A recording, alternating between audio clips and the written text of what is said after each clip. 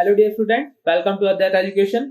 मैं अंकित जैन इस बार आपके लिए लेके आया हूँ एक और कॉन्क्रीट ऑफ वर्केबिलिटी से रिलेटेड टेस्ट। ये है कैली बॉल टेस्ट। ये थोड़ा अनयूजुअल टेस्ट है और इंडियन स्टैंडर्ड्स में इसको फॉलो भी नहीं किया जाता है, पर पिछले कुछ समय से कुछ ऐसा ट्रेंड देखा है जिसमें इससे रिलेटेड क्वेश्चन देखे गए हैं, तो इसलिए मैंने इसको इंक्लूड किया है। इसके बाद में आने की भी संभावना काफी अच्छी है, तो मैं चाहता हूं आप लोगों की रीच भी इस तक हो। तो आइए स्टार्ट करते हैं कैली बॉल टेस्ट। कैली बॉल टेस्ट, जो कैली वर्ड है यहाँ पे एक साइंटिस्ट के नेम को सिग्निफाई करता है। बॉल की बात करें तो इसमें ये एक ऑपरेटस का पार्ट है, बॉल और टेस्ट। तो इस तरीके से कैली बॉल टेस्ट, ये इस टेस्ट का पूरा नाम है। इस टेस्ट को एक और नाम से बोला जाता है जो कि है बॉल पेनिट्रेशन टेस्ट, क्योंकि इसमें एक पेनिट्रेशन का प्रोसीजर अडॉप्ट किया जाता है इस टेस्ट को कंप्लीट करने के लिए, तो इसको बॉल पेनिट्रेशन टेस्ट भी बोलते हैं। अब इसका स्टैंडर्ड प्रोसीजर कहां पे मेंशन्ड है, ये एक बड़ी चीज है, क्योंकि ये इंडियन स्टैंडर्ड्स में ये टेस्ट जो है रिकॉग्नाइज नहीं किया जाता है।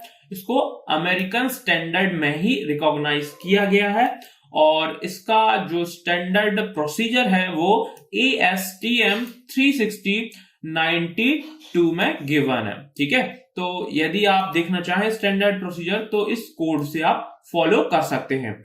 इस टेस्ट को मैं 5 पॉइंट्स में कवर करूंगा। फर्स्ट ऑफ ऑल हम इंपॉर्टेंस की बात करेंगे, क्या सिग्निफिकेंस है इस टेस्ट का। फिर सेकंड हम देखेंगे कि इसके अपरेटस में कौन कौन से पार्ट होते हैं, उनका क्या सिग्निफिकेंस है, कैसे वो हेल्प करते हैं टेस्ट को परफॉर्म करने में। नेक्स्ट हम प्रोसीजर पे बात करेंगे कि क्या स्टैंडर्ड प्रोसीजर फॉलो की जाती है इस टेस्ट को कंप्लीट करने के लिए, जिससे हम वर्केबिलिटी को मेजर कर पाते हैं। नेक्स्ट हम इसके डिसएडवांटेजेस देखेंगे, क्योंकि ये एक जो टेस्ट है इसके कुछ इंपॉर्टेंट डिसएडवांटेजेस है जिसको मेंशन करना यहाँ पे बहुत इंपॉर्टेंट है। और एट लास्ट हम यहाँ पे इस रिलेटेड कुछ मल्टीपल चॉइस क्वेश्चंस करेंगे। आप लोगों का यहाँ पे क्वेश्चन हो सकता है कि इससे रिलेटेड क्वेश्चन जो है एग्जाम्स में नहीं आते हैं, तो इससे रिलेटेड क्वेश्चंस फ्रिक्वेंटली नहीं आते हैं, पर इससे रिलेटेड क्वेश्चंस यहां वहां देखने को मिलते हैं और ये पॉसिबिलिटी बनती है कि इससे फ्यूचर में कुछ अच्छे क्वेश्चंस बन सकते हैं। इसका नाम जो है क्वेश्चंस में आता रहता है, किस वे में हमको इसको देखना है, कैसे ये हेल्पफुल हो सकता है फ्यूचर में हमारे लिए, ये भी मैं बताऊंगा। तो आइए स्टार्ट करते हैं कैली बॉल टेस्ट को। ठीक है, तो इंपॉर्टेंस, इस टेस्ट का इंपॉर्टेंस क्या है। ये जो टेस्ट है काफी फास्टर है, बहुत ही स्विफ्ट है, इसको बहुत ही जल्दी परफॉर्म किया जा सकता है और इसको साइट पे भी परफॉर्म किया जा सकता है बड़ी ही जल्दी। नेक्स्ट इसका इंपॉर्टेंस ये है कि ये बहुत ही एक्यूरेट टेस्ट है, ये वर्केबिलिटी का बहुत ही एक्यूरेट आइडिया देता है और यहां तक कि इसको ज्यादा एक्यूरेट माना जाता है स्लम्प कोन टेस्ट से। लास्टली मैं बात करूं कि ये जो टेस्ट है सूटेबल है, फिजिबल है हाई वर्केबल कंक्रीट के लिए। जिस कंक्रीट की जो कंसिस्टेंसी है ज्यादा होती है, उन कंक्रीट के लिए ये टेस्ट जो है बहुत ही सूटेबल माना जाता है। तो नेक्स्ट हम प्रोसीड करते हैं ऑपरेटर्स के डिस्क्रिप्शन पे। ठीक है, तो यहां पे कुछ इस तरीके का ऑपरेटर्स रहने वाला है। सबसे पहले जो बॉल की मैंने बात की थी, जिसको मेटल हेमिस्फेयर भी बोला जाता है स्टैंडर्ड वे में, जो कि आपको यहां पे दिख रहा है। इस हेमिस्फेयर के डायमीटर की बात करूं तो ये जो लगभग 15 सेंटीमीटर के आसपास होता है, या प्रिसाइजली मैं कहूं 152 mm का इसका डायमीटर होता है। सबसे इंपॉर्टेंट है इसका वेट। क्यों? क्योंकि ये वेट ही रिलीज किया जाता है कंक्रीट की वर्केबिलिटी को मेजर करने के लिए। तो प्रिसाइजली बोल सकते हैं कि इसका वेट जो है 13.6 kgs के बराबर होता है। ठीक है, नेक्स्ट हम बात करें कि जो ये बॉल है, इससे रिलेटेड एक कनेक्टेड एक ग्रेजुएटेड स्केल होता है, वर्टिकल शाफ्ट होता है।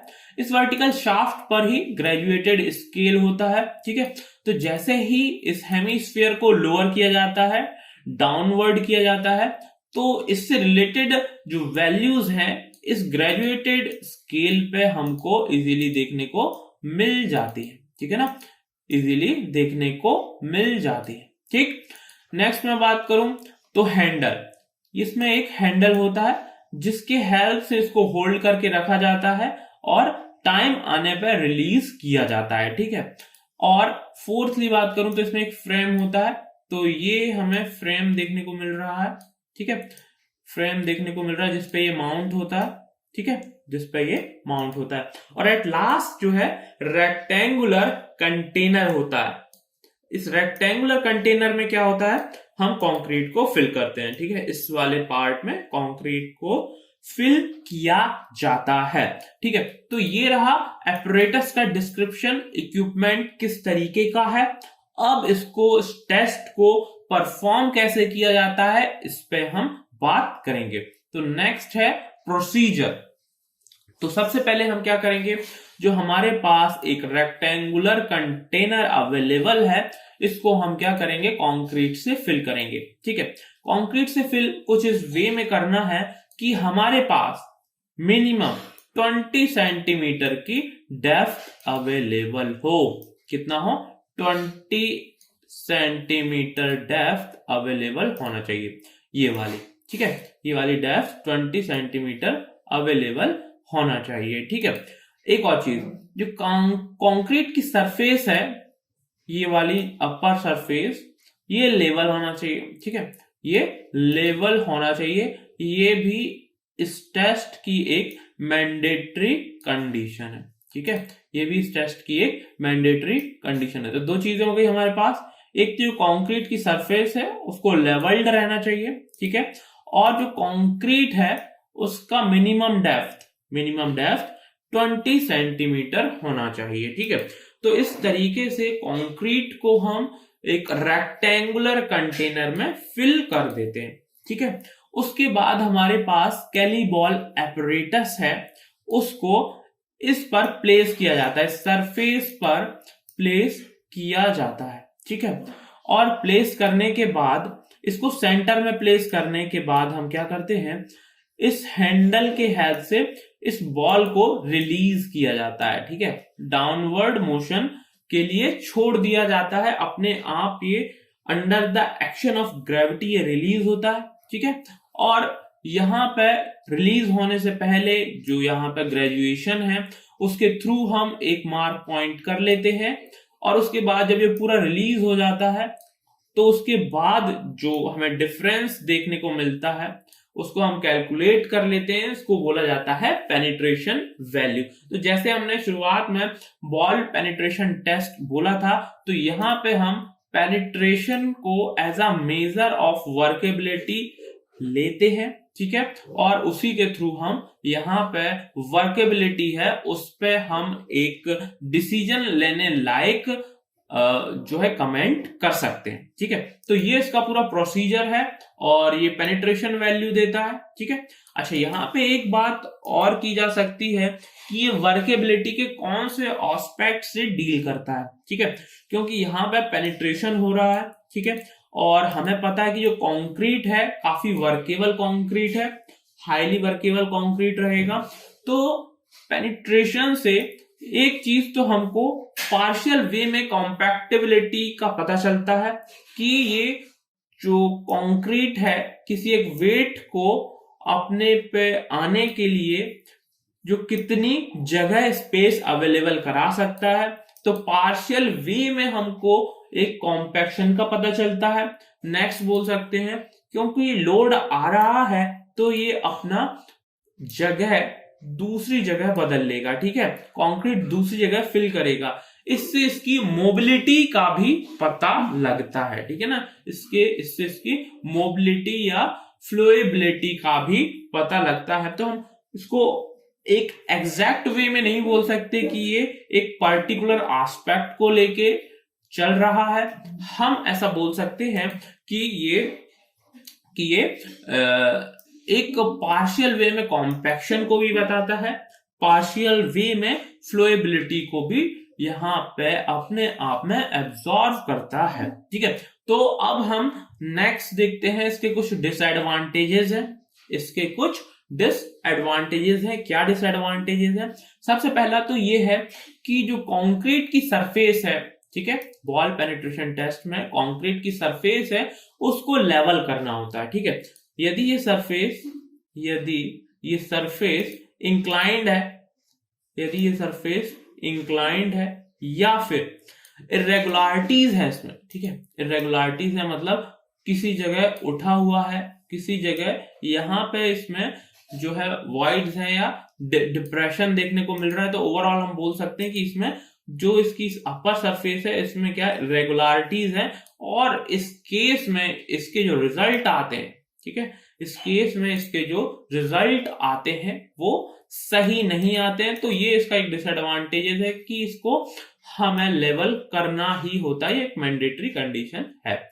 नेक्स्ट हम बात करें तो concrete with larger size of aggregate can't be used in ball penetration test. तो यहां पे यदि देखें, यदि बहुत इसके जो मोशन है ड्यू टू द ग्रेविटी, उसके बीच में सपोज यहां पे 2-4 काफी बड़े बड़े एग्रीगेट्स आ जाते हैं, ठीक है, और उनके फ्रिक्शन के कारण या फिर उसके इनर्शिया के कारण ये जो हमको बॉल है जिसका वेट 13.6 kg है वो नीचे ही नहीं गिर पाता है। ठीक है, जो उसका फ्लोएबिलिटी है कंक्रीट का वो चेक ही नहीं हो पाता है, तो हम इसको बोल सकते हैं कि ये सही रिजल्ट शो नहीं करेगा।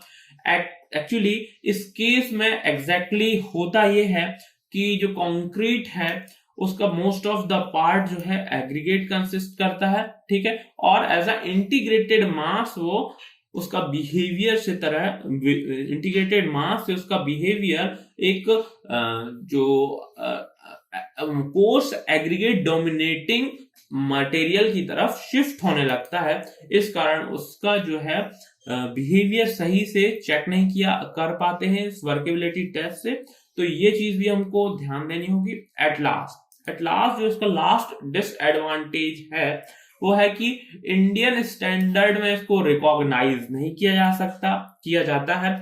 तो जो इससे रिलेटेड जितने भी एस्पेक्ट हैं उनको इंडिया में स्टैंडर्ड वे में हम अप्लाई नहीं कर सकते और उससे रिलेटेड चीजें हम उसको रिकॉग्नाइज नहीं कर पाएंगे।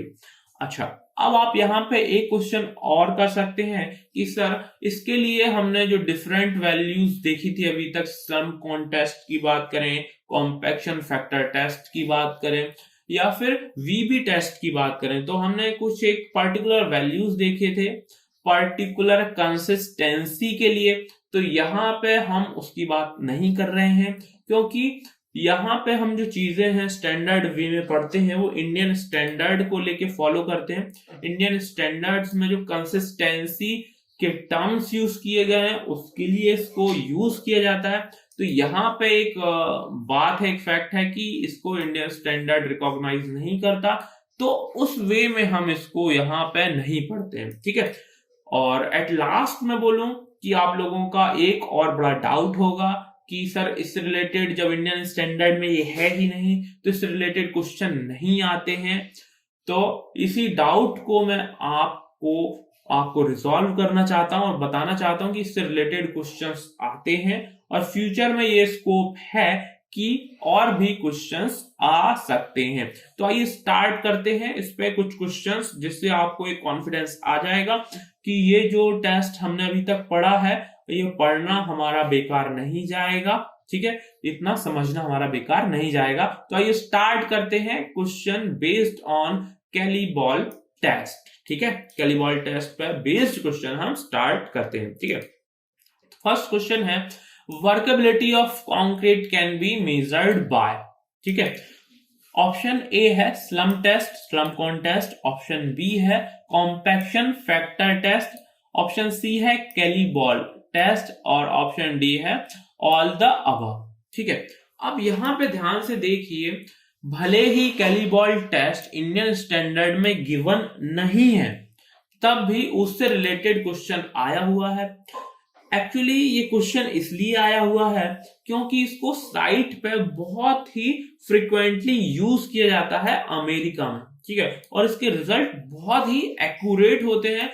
तो ये एक पॉपुलर टेस्ट है वहां पे, तो उसकी पॉपुलैरिटी को देख के यहाँ पे क्वेश्चन में एक ऑप्शन रखा गया है कि whether civil engineers are aware of this thing और नॉट, ठीक है।